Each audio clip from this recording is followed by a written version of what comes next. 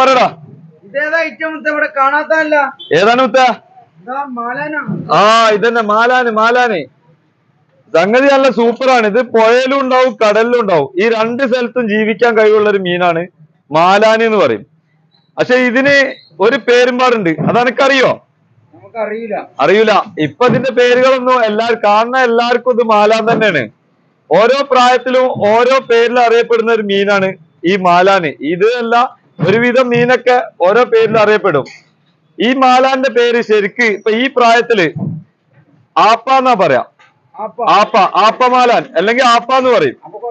കുറച്ചുകൂടി ഇതാ ഏകദേശം ഒരു മത്തിന്റെ ഈ വലുപ്പൊക്കെ വെച്ച് കഴിഞ്ഞാല് ആണ് നമ്മൾ മാലാൻ എന്ന് പറയാം. മനസ്സിലായോ? ഈ വലുപ്പമുള്ളതിന് ആപ്പ എന്നാ പറയാ. ഇനി ഇതിലും ചെറുതുണ്ട്.